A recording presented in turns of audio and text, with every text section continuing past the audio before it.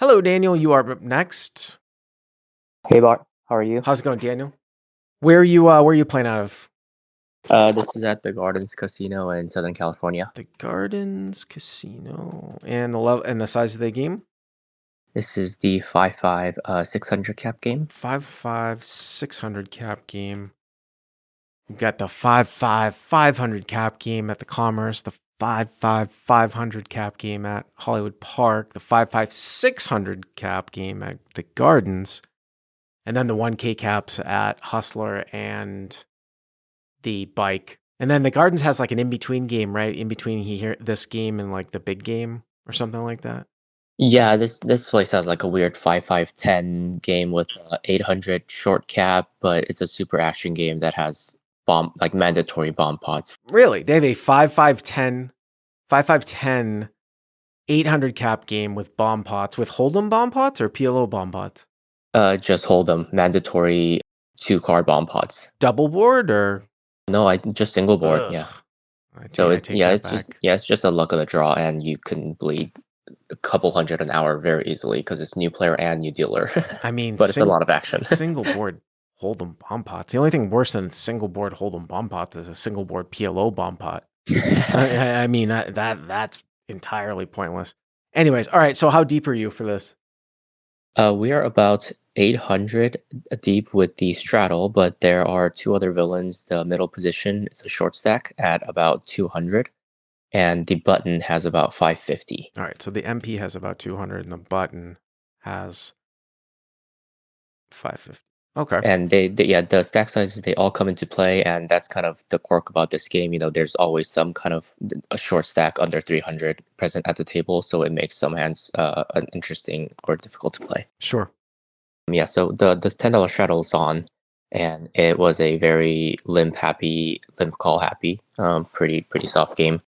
So the MP short stack, he limps, the cutoff limps, the button, who's the other villain, he also limps. So 3 limps, and it comes to us in the small blind with King of Spades, Queen of Spades, and we ISO to 65. King of Spades, Queen of Spades in the small blind to 65 over the top of the MP limp, the cutoff, and the button limpers, right? King of Spades, Queen of Spades in the small blind to 65. Okay. The straddle flats, and the middle position short stack, he flats, cutoff folds, and the button calls. So the MP straddle calls, MP calls off of 200, so really short. And then the button off of 550, he also calls, getting, well, I guess he's not that short, but he makes the call too. So you've got 1, 2, 3, we got 4 people in the hand, right? That's right. All right. So the pot's probably going to be plus the dead money, maybe something like 270, 275. Yeah, I have 275 as the pot. Okay. Go ahead.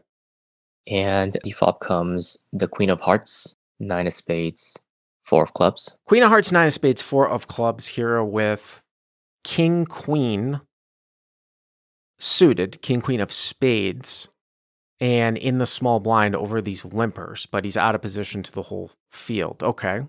Mm-hmm. And the table dynamic has been such that top pair shown down has been mostly good, almost the nuts usually, but because we are out of position and the straddle was actually quite aggressive, so we decided to check out of position to see what happens. So the straddle is the one that's like 800 deep along with you, right? Yeah, he's the deepest guy. Yeah, I mean, a lot of times I don't like checking multi-way in these particular spots as much as some other people do.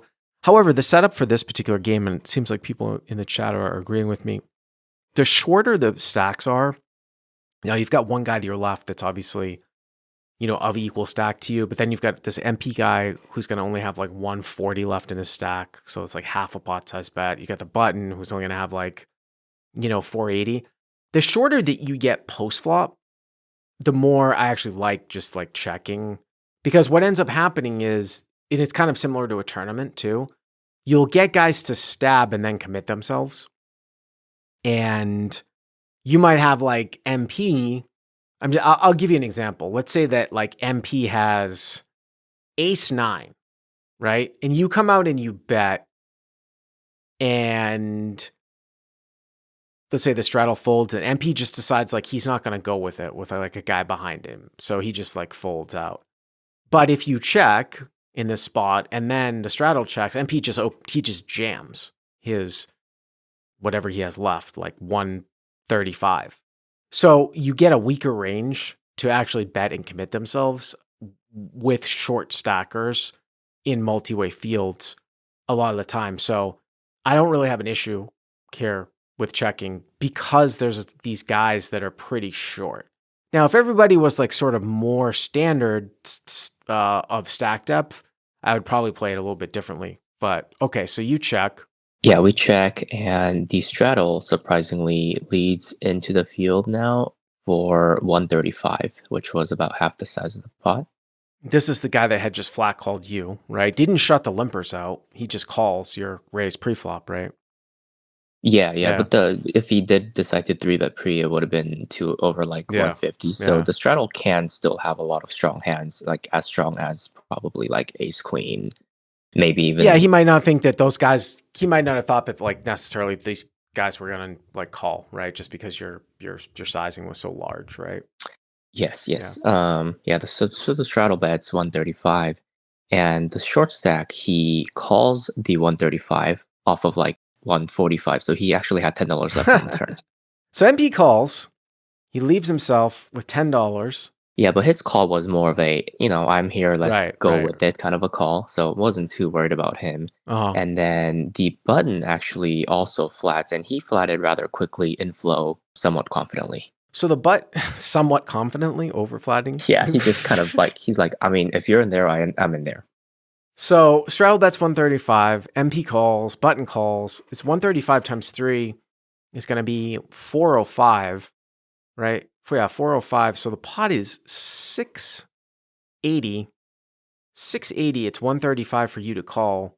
If you make the call, the pot's going to be like over 800.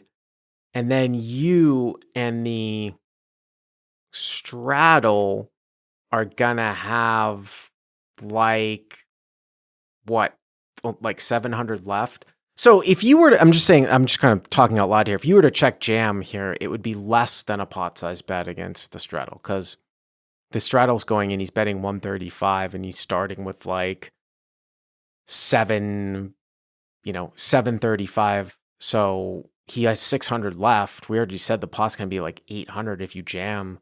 If you could have just jammed them all in here for like 1400 total, and it would be 600 for him to call. Normally, we wouldn't think about doing that, but I'm just saying with these stack sizes, though, it's like MP's basically all in. The button's has 400 left. The pot, so that's a half pot size bet. The straddle's got 600 left. And if you call, the pot's going to be like 800. So it's queen of hearts, 9 of spades, 4 of clubs. The only thing that you could make a case is that your check raise might look so strong. It's possible that you might not get called by a worse hand from the button or from the straddle, but the MP guy's already all in essence, and the pot's already got $800 in it. So sometimes the issue that I have here with calling is that if calling in this spot means that you're always going to check the turn no matter what, then I'm not a huge fan of calling if I'm just going to auto check turn. Because if you just call, and now all of a sudden, like, remember, the MP guy's all in. It's almost like building a side pot. Like, what if these guys check? Like, what if the straddle checks and then the button, like, takes a card? Like, it hasn't really, that kind of sucks for you. Like, you're just giving them free cards from out of position. So I could actually see just jamming in here. Yeah, I really I think I would have jammed with aces or kings probably, and I actually really wanted to fold this spot as tight as that sounds, just because the straddle seemed very strong. But I figured if I disregarded MP and button, what would I do if I was heads up with the straddle? And since there is a dry side pot, I figured depending on the turn, he would probably have to play a little bit more honestly. Well, that is actually something that's an interesting point that you bring up. So the other reason for calling here might be that you think there's a very good chance that you're beat. But again, you're getting like the equivalent of more than 5-1. So you can be beaten here a lot, but as long as you're not beaten more than, say, 1 out of 6 times with your equity in the hand, you can call. So how does that play into reality? You could say, well, I'm going to call. And now, like, say, depending on what the card is, if the straddle like moves all in on the turn, maybe I fold because the straddle is forced to play very, very straightforward while there's already somebody all in for the main pot. And he also has another guy in the pot too as well. Like, say the turn's like an offsuit 5 and you called the flop. And now the guy jams. You check and he jams, or he bets like 400 or 500. And then, like, say the button calls or something like that. I mean, that's a pretty interesting example of how it would become a very easy fold. If the straddle basically committed himself on the turn, the button got it all in with him on the turn, then you're a very easy fold. If the turn's like a 5 and the straddle like bets like a committing amount, like 400 or 500, and then the button folds out, I suppose you could make a case here that you don't think the guy's doing it with like queen jack. So there is that case to be made sometimes here for calling. And I understand what you're saying. I mean, that's what you're saying, how you would play it if you were heads up. So hero calls, and now, well, like I said, like 135. I have 8-10. Yeah, 810. 810. Okay. So yeah, my plan was to probably check fold the turn if the straddle continues for a reasonable size of maybe 300 plus and commits himself. Since I figured button would probably raise off some kind of 9-9, queen 9 4-4, maybe on the flop because he's also not that deep over the 135 in the call. And straddle is probably the only villain right now in my head that could still have hands that beat us, maybe like 9-9, ace queen, something like that. Okay. So we call. The river is the 4 of hearts. Sorry, the turn. Sorry, the turn. So, yeah. So the turn is the 4 of hearts. So it's queen 9 4 4. Remember, there's no flush draws out here. This puts a backdoor heart draw out here. Okay. Now what? And I thought it was a really good card, obviously, since it reduces sets of 4s. Either way, we check as we planned. And now the straddle decides to check as if he's like giving up after being called by multiple spots. Well, giving up or not thinking his hand is best, maybe. Yeah, either way, he checks, and the MP is all in now for his remaining $10. And then now the button decides to go with the rest of his stack, which was about 350. So, I mean, again, this can start to look kind of confusing when you think about it on paper, but what you want to just look at is just consider the MP just min bet almost like a check. Like, yeah, sure, he's all in. So the way I would look at this is that, the pot's 8-10, the MP guy is in essence all in. The straddle checks. It's queen 9 4-4, right? The straddle checks. Now the button moves all in for 350 into 8-10. Now, I think that this is a better situation than the straddle betting 350. Like if you were concerned that the straddle was betting 350 all in into 2 people with a guy all in, and you wanted to make some sort of crazy fold, I could see that. Now, somebody in the live chat was saying, well, if you fold the turn, why not just fold on the flop? Because of pot odds. The hero's 135 for like 675 or whatever it is. Like, he's going to have the best hand here 1 out of 6 times. He might only have the best hand here 1 out of 3 times, but if he's only calling 135 for 675, he should call. Then you get into a situation like this. Now, okay, well, he's got the best hand based on the option. I mean, you guys have like what, 600 left after the bet. So he bets 350. I mean, I'm continuing. I guess it's just a jam. I mean, I don't know. I mean, if you call, like, there doesn't appear to really be a draw out here. I mean, the button betting 350 and then you calling, any person in any, like, who is any type of player should not overcall here with like queen jack or queen 10. I was just saying from the straddle's perspective, like, you don't want him to fold like one of those hands, like queen jack or queen 10 if you check jam, but your call in itself should get him to fold those hands anyways. So I guess you probably just want to price him out on if he's got like jack 10. Right? I mean, you start the turn with what, like 600? Yeah, that's right. So I guess if just to go with it, you just check jam. Yeah, I think the better play was actually probably to jam if I'm going to go with it, since the straddle may have a draw that he stabbed on the flop with. But I was just more worried about, buttons range, and I figured the only hand I reasonably lose to is probably a limp called ace queen. But I was really happy, as you said, that the straddle checked, and I thought I had the best hand versus him basically all the time. So we decide to just flat the buttons 350. So you just call. Yeah, I just call. Are you trying to like let the straddle in with like a worse queen? Honestly, I wasn't sure in the moment. As you said, to price out his draws, the better play would be to jam, I think. But in the moment, I was just trying to get to showdown, hoping the straddle doesn't put the rest of his money in. Yeah, but you're not gonna fold for like 250 more, are you? I mean, I Right. mean, And if I'm not gonna fold, I might as well put it I in. mean, it's three. I mean, if you're just giving him a price somehow. If he has like Jack 10, and like I said, the only reason for you to call here is to somehow get him to call with a worse hand behind. But I think the bet and the call, any player should be folding Queen Jack or Queen 10 now. So button moves all in for 350. Hero calls. Then what happens? And the straddle actually takes for like over a minute, and then he ends up folding. All right, so straddle folds.